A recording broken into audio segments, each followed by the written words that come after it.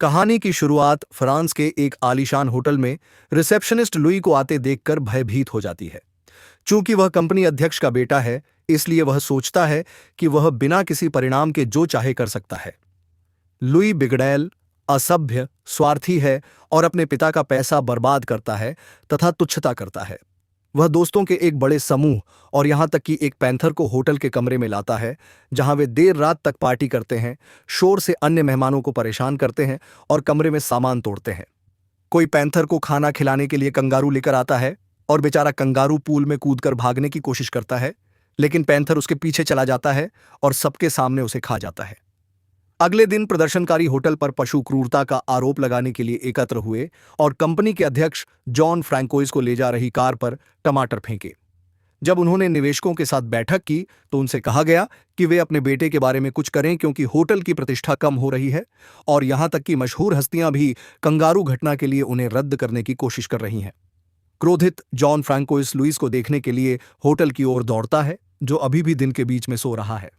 John François अपने बेटे को उसकी हरकतों के लिए डांटते हैं और बताते हैं कि अगर ऐसा ही चलता रहा तो उसे नौकरी से निकाला जा सकता है, लेकिन लुइस को इसकी कोई परवाह नहीं है और कहता है कि जब तक उनके पास पैसा रहेगा तब तक वह उसका आनंद लेता रहेगा। जॉन बाहर है। जॉन फ्रैंकोइस ने अपने बेटे के कपड़े कूड़ेदान में फेंक दिए। शाम को जॉन फ्रैंकोइस की प्रेमिका हेलेन गुस्से में घर आती है, क्योंकि वह उसके फोटोग्राफी कार्यक्रम में शामिल नहीं हो पाया था। जॉन फ्रैंकोइस माफी मांगते हैं और बताते हैं कि क्या हो रहा है। यह दर्शाता है कि वह पूरे दिन निराशा की स्थिति में फंसे हुए हैं। चूंकि वह एक विधुर है, इसलिए उसे लुइस को अकेले ही बड़ा करना पड़ा। फिर भी उसने कभी उसके साथ बहुत अधिक समय नहीं बिताया, इसलिए हेलेन उसे प्रयास करने के लिए प्रोत्साहित करती है। अगले दिन जॉन फ्रैंकोइस ग्रामीण इलाके में एक महल में जाते हैं, जहां निर्देशक क्रिश्चियन होटल के लिए एक और विज्ञापन रिकॉर्ड कर रहे हैं। क्रिश्चियन उस मॉडल के बारे में शिकायत करता है जो उन्होंने उसे भेजा था और सोचता है कि उसकी कुब्रिक जैसे प्रसिद्ध निर्देशकों जैसी ही मांगें हो सकती हैं। अब तक के विज्ञापन में एक खूबसूरत महिला को महल के अलग अलग कमरों में राजकुमारी की तरह घूमते हुए दिखाया गया है, जब तक कि उसे एक स्टाफ सदस्य अधोवस्त्र पहने हुए नहीं मिल जाता। क्रिश्चियन ने वास्तविक सदमे को कैमरे पर कैद करने के उद्देश्य से ऐसा किया, लेकिन जॉन फ्रैंकोइस को चिंता है कि मॉडल उन पर शरारती सामग्री के लिए मुकदमा करेगी जो उसके अनुबंध में नहीं थी। यह बात क्रिश्चियन को परेशान नहीं करती, जो बताते हैं कि किसी से सर्वश्रेष्ठ प्राप्त करने के लिए आपको उनकी राय नहीं पूछनी चाहिए। शब्द जीन फ्रैंकोइस खदान में अटक जाते हैं और जब वह महल छोड़ने वाला होता है तो वह क्षेत्र को देखता है और एक विचार प्राप्त करता है। वह वापस क्रिश्चियन के पास जाता है और उसे एक मूवी डील की पेशकश करता है। कुछ समय बाद लुइस दो महिलाओं के साथ एक बार से बाहर आ रहा था, तभी उसने देखा कि उसकी कार खींची जा रही है। वह उसके पीछे भागने की कोशिश करता है, लेकिन अचानक कोई उसे बेहोश करने वाली गोली मार देता है और वह गिर जाता है। अगली सुबह लुइस एक घंटी से जाग गया। वह खुद को एक अजीब कमरे में अजीब कपड़े पहने हुए पाता है। इससे पहले सिल्वन उसे बिस्तर से उठाने के लिए आता है और उसे देर न करने की याद दिलाता है। उस समय फोरमैन बोविल लुइस पर अभी भी बिस्तर पर होने के लिए चिल्लाता हुआ आता है। जब सिल्वन उसका बचाव करने की कोशिश करता है तो बोविल उसे कमरे के चारों ओर फेंकना शुरू कर देता है और अपने बॉस से बात करने के लिए उसे मारना शुरू कर देता है। सिल्वन को खिड़की से बाहर फेंकने के बाद बोविल लुई को नौकर कहता है और उसे काम पर भेजता है। लुइस इमारत छोड़ देता है और जब उसे पता चलता है कि वह 18वीं शताब्दी में वापस चला गया है तो वह स्तब्ध रह जाता है। बोविल को काम पर भेजने के लिए उसके पीछे भागना पड़ता है। वे पाते हैं कि वीकाउंट अपने आने की घोषणा करने के लिए अपनी चाल रोक रहा है, इसलिए बोविल और लुइस को दिखाते हैं कि एक बाल्टी और फोल्डिंग स्क्रीन कैसे स्थापित करें ताकि वीकाउंट शौच कर सके। जब उसका काम पूरा हो जाता है तो प्लेट डॉक्टर मल का बारीकी से निरीक्षण करता है और आकार और गंध की पुष्टि करते हुए पूर्ण विश्लेषण देता है। माना जाता है कि इससे साबित होता है कि वीकाउंट स्वस्थ है।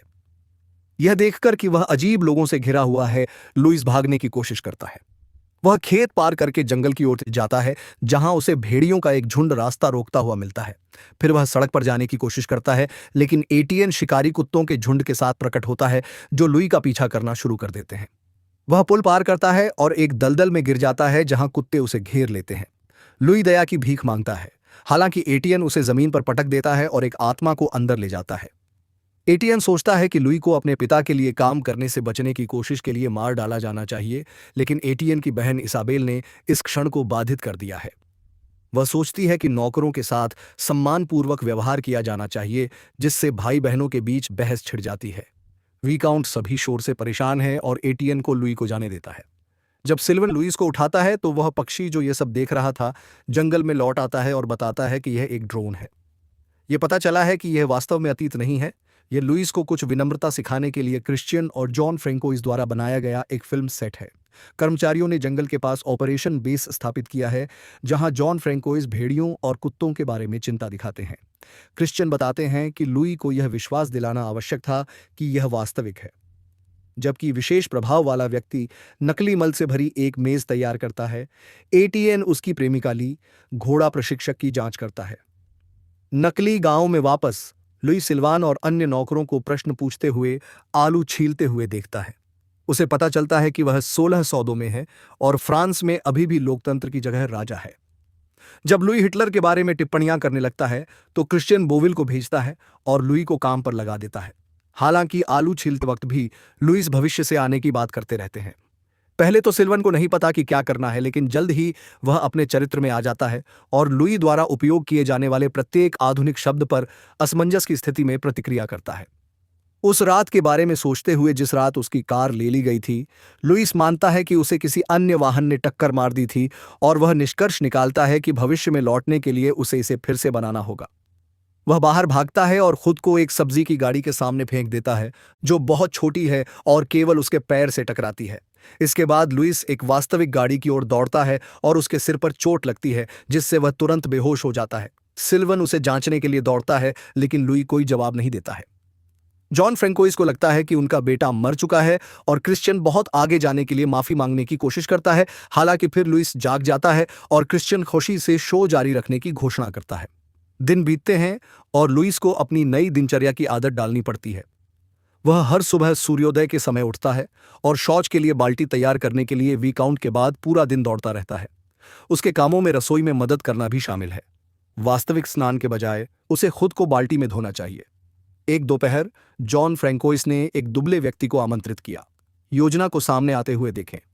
अस्तबल में लुइस को इसाबेल मिलती है, जो रो रही है क्योंकि उसके पिता चाहते हैं कि वह एक बूढ़े अमीर आदमी से शादी करे जिसे वह पसंद नहीं करती। वह कहती है कि वह एक ऐसे युवक के साथ प्यार का अनुभव करना चाहती है, भले ही वह नौकर हो जो स्पष्ट रूप से लुइस के साथ छेड़खानी कर रहा हो। हालांकि लुइस सोचती है कि वह भाग्यशाली है क्योंकि वह बूढ़े अमीर आदमी से शादी कर सकती है और उसके जल्द ही मरने का इंतजार कर सकती है। फिर उसे सारा पैसा मिल जाएगा और वह जो चाहे करेगी। फिर वह बस चला जाता है। इसे देखने के बाद क्रिश्चियन निराश हो जाता है क्योंकि उसकी कथित रूप से पूरी तरह से लिखी गई प्रेम कहानी विफल हो रही है। दूसरी ओर हेलेन इस योजना से निराश है और इसे इंसान पर प्रयोग बता रही है। इसाबेल के पास वापस वह अपने घोड़े पर चढ़ने की कोशिश करती है, लेकिन जानवर घबराने लगता है। लुई यह देखता है, लेकिन मदद के लिए कुछ नहीं करता और कहता है कि वह घोड़ों के बारे में कुछ नहीं जानता। लिसोन मदद के लिए आती है और उसकी स्कर्ट गलती से ऊपर उठ जाती है, जिससे पता चलता है कि उसने पेटी पहनी हुई है। जब लुइस को पता चलता है तो वह लिसोन के पास दौड़ता है और उसे जमीन पर गिरा देता है। यह पुष्टि करने के लिए उसकी स्कर्ट के नीचे जांच करने की कोशिश करता है कि यह असली है। हालांकि जब वह उसके पैर खोलने में कामयाब हो जाता है तो वह यह देखकर चौंक जाता है कि उसने कोई अंडरवियर नहीं पहना है। लिसोन ने अभी अभी उतारी हुई पेटी को आसानी से छिपाने के लिए घूमने से पहले उसे लात मार दी, जबकि क्रिश्चियन गुस्से में अलमारी की गलती के लिए कर्मचारियों पर चिल्लाता है। हेलेन लुइस के साथ एक ऐसी वस्तु की तरह व्यवहार करने के लिए जीन फ्रांसवा को डांटती है जिसे बदलने के लिए मजबूर किया जा सकता है और घोषणा करती है कि वह जा रही है। हालांकि जीन फ्रांकोइस को जब पता चलता है कि लुई माफी मांगने के लिए लिसोन की तलाश कर रहा है तो वह उसे वहीं रहने देता है। जब लाइसोन ने बताया कि वह एक अभिनेत्री नहीं बल्कि एक घोड़ा प्रशिक्षक है तो कर्मचारी उसके विरोध को नजरअंदाज करते हुए उसे तैयार करने के लिए दौड़ पड़े। लुई उसके दरवाजे पर दस्तक देता है और कर्मचारी उसे दरवाजा खोलने से पहले कुछ सेकंड इंतजार करने के लिए कहता है ताकि वह अपने अपराध बोध से पीड़ित हो सके। जैसे ही वह बाहर जाती है, लुइस घटना के लिए माफी मांगता है और लिसोन जवाब देता है कि उसे छूने का मतलब है कि उन्हें शादी करनी होगी। लुई लगभग घबरा जाता है, लेकिन लिसोन स्पष्ट करता है कि यह एक मजाक था और चला जाता है। लुइस को स्क्रीन पर विचारशील देखकर क्रिश्चियन ने प्रयोग को सफल घोषित किया और हेलेन भी थोड़ी प्रभावित हुई। दोपहर के भोजन के दौरान क्रिश्चियन और जीन फ्रांसवा ने हेलेन को लुई को इसाबोट से प्यार करने की अपनी योजना के बारे में बताया ताकि वह एक बेहतर जीवन शुरू कर सके। हेलेन सोचती है कि वे बेवकूफ हैं क्योंकि लुइस स्पष्ट रूप से लिसोन को पसंद करता है, लेकिन उसके विचारों को नजरअंदाज कर दिया जाता है। कुछ समय बाद सिल्वन लुई को जंगल में एक पारंपरिक उत्सव में ले जाता है। लुइस को पुराने शैली के संगीत से नफरत है और वह बैंड को आधुनिक गाना बजाना सिखाता है। फिर वह सभी को कोनगा लाइन में लगने के लिए मना लेता है। जीन फ्रांसवा भावुक हो जाते हैं क्योंकि यह लुई के बचपन के जन्मदिन की पार्टी के एक क्षण से मेल खाता है। इसाबोट भी उत्सव में शामिल होती है और लुई से कहती है कि वह उसे सिखाए कि कैसे मौज मस्ती की जाए, इससे पहले कि वह हमेशा के लिए एक अवांछित शादी में फंस जाए। लेकिन लुई उसे नजरअंदाज कर देता है और इसके बजाय लिसोन की तलाश में चला जाता है। हेलेन बताती है कि वह लुई की भावनाओं के बारे में सही थी, फिर भी क्रिश्चियन ने हार मानने से इनकार कर दिया। सिल्वन को लुइस को यह बताने के लिए भेजा जाता है कि लिसोन नदी पर है, हालांकि वह इसाबोट को डूबने का नाटक करते हुए पाता है। वह उसे बचाने के लिए तुरंत पानी में कूद जाता है और उसे अपनी बाहों में उठा लेता है। इसाबोट उसके साथ फ्लर्ट करने की कोशिश करती रहती है, लेकिन लुइस उसे उसकी गाड़ी में छोड़ देता है और चला जाता है। क्रिश्चियन एक और असफलता से घबराने लगता है, इसलिए हेलेन ने फिलहाल निर्देशन की जिम्मेदारी संभाल ली है। रात के समय लुइस को अंततः लिसोन मिल गया, जो उत्सव में बिल्कुल भी शामिल नहीं हुआ था। हेलेन के निर्देशों का पालन करते हुए लिसोन ने लुइस से कहा कि वह भविष्य के बारे में उसकी कहानी पर विश्वास करती है। लुइस खुश हो जाता है और लाइसोन को सैर पर ले जाता है, जिसके दौरान वह फोन और हवाई जहाज जैसी कई अवधारणाओं के बारे में बताता है। यहां तक कि वह उसे अपने फोन पर मौजूद लोगो दिखाने के लिए एक सेब का टुकड़ा भी लेता है और कहता है कि यह कंपनी का प्रतीक चिन्ह है। लाइसोन तब तक खुश रहता है जब तक कि लुइस नौकरों, ब्लू कॉलर नौकरियों और सार्वजनिक परिवहन के बारे में बहुत बुरी तरह से बात करना शुरू नहीं कर देता। वह उसे उसके रवैये के लिए बुलाती है और याद दिलाती है कि उसके जाने से पहले वह सारा दिन विकाउंट पूप ढोने में बिताता है। यह देखकर क्रिश्चियन ने हेलेन का मजाक उड़ाते हुए कहा कि उसका विचार बेहतर होगा। अगले दैनिक बेटे ने असफल होने के लिए हेलेन से माफी मांगी और बताया कि वह जिस खेत में काम करती है वहां उसे हर दिन बिगड़ैल अमीर लड़कों से निपटना पड़ता है। हेलेन समझती है और उससे कहती है कि उसे लुइस के साथ रोमांस की साजिश में शामिल नहीं होना है, बस उसे आगे बढ़ने में मदद करनी है। क्रिश्चियन अभी भी नाराज है, इसलिए जीन फ्रांसवा को यकीन है कि वह अभी भी उसके नियंत्रण में है और हेलेन सिर्फ एक सलाहकार है। जब लाइसोन ने एटीएन को बताया कि वह लुई की दोस्त के रूप में काम करती रहेगी, तो एटीएन यह सोचकर घबरा जाती है कि उसे चूमना पड़ेगा या इससे भी बुरा। हालांकि लिसोन को लगता है कि उसकी ईर्ष्या झूठ है और एटीएन वास्तव में इस बात से नाराज है कि उसे उससे अधिक प्रमुख भूमिका मिली है। उस रात लुइस ने सिल्वन से पूछा कि एक महिला के साथ पुराने ढंग से रोमांस कैसे किया जाए। सिल्वन उससे कहता है कि उसे भालू की तरह बनना चाहिए और अपनी सारी मर्दानगी को त्याग देना चाहिए। फिर वह उसे भालू नृत्य सिखाने के लिए आगे बढ़ता है। यह बहुत शरारती है, लेकिन बिल्कुल हास्यास्पद भी है।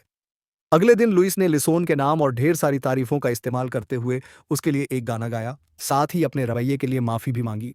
वह गाते समय नृत्य भी करता है, वास्तव में उसे हंसाता है और अपनी ईमानदारी से उसे प्रभावित करता है। इसके बाद लुइस ने सिल्वान को सच्चा दोस्त होने के लिए धन्यवाद दिया, यहां तक कि उसे भाई कहकर भी बुलाया। आधी रात में जीन फ्रैंकोइस विकाउंट के रूप में तैयार होकर लुई के कमरे में उसे सोते हुए देखने के लिए घुस जाता है। सिल्वन उसे देखता है और बताता है कि इससे योजना बर्बाद हो सकती है, जिससे बहस शुरू हो जाती है। यह सब गुस्से वाली फुसफुसाहट है जो लुइस को जगाती है और जीन फ्रांसवा को अपना चेहरा अपनी जैकेट से छिपाना पड़ता है। लुइस को अभी भी यकीन है कि वह अपने पिता को देख रहा है, इसलिए सिल्वन को उसे मारने के लिए उसे मारना होगा। फिर एक क्रोधित ईसाई को जीन फ्रांसवा को बलपूर्वक खींचने के लिए सेट में प्रवेश करना पड़ता है। अगले दिन लुइस ने सिल्वन को बताया कि सोते समय उसने अपने सिर पर चोट मारी और अपने पिता के बारे में सपना देखा। बोविलन ने विकाउंट को सूचित किया कि एटीएन और उसके दोस्तों को शहर में परेशानी हुई है, इसलिए राजा चाहता है कि एटीएन को उचित रूप से दंडित किया जाए। विकाउंट लुइस और निजी से बात करता है और उसे उसकी जगह सजा लेने के लिए एटीएन होने का नाटक करने के लिए कहता है। यदि लुइस स्वीकार करता है तो विकाउंट उसे अपनी कृषि भूमि और अपनी इच्छानुसार किसी से भी शादी करने की अनुमति देगा। पहले तो लुइस ना कहता है, लेकिन जब उसे पता चलता है कि इसका मतलब लीसून से शादी करना हो सकता है, तो उसने अपना मन बदल लिया। कुछ घंटों बाद लुइस एटीएन होने का नाटक करते हुए पिंजरे में बंद है। सभी स्थानीय लोग इस बात से नाराज हैं कि एटीएन राजा की नजर में उनके शहर की प्रतिष्ठा को बर्बाद कर रहा है, इसलिए वे लुइस और प्राइवेट पर कचरा फेंकते हैं। विरोध। उसे मचान पर ले जाया गया और एक नकाबपोश व्यक्ति बार बार उसके पिछले हिस्से पर कोड़े मारने लगा, जबकि भीड़ और अधिक मांग रही थी। क्रिश्चियन को लगता है कि यह चरम सिनेमा है, लेकिन हेलेन भयभीत है। बाद में लुइस विकाउंट देखने जाता है, लेकिन उसे एटिने मिलता है, जो उसके दर्द की परवाह किए बिना उसे बैठने के लिए मजबूर करता है।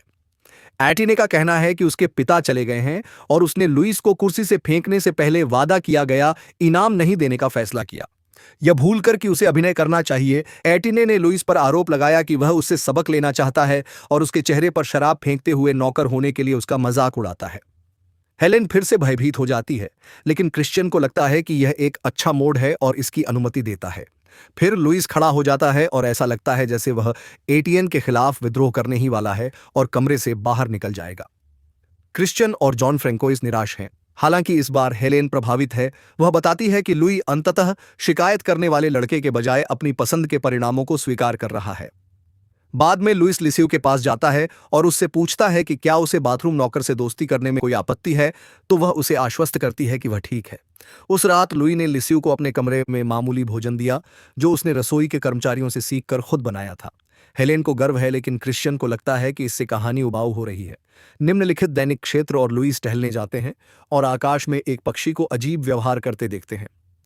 चूंकि यह ड्रोन की खराबी है, क्रिश्चियन ध्यान भटकाने के लिए कहता है। लिसियो लुइस को घास के ऊपर धकेलती है और ड्रोन वापस आने तक उसे चूमती है।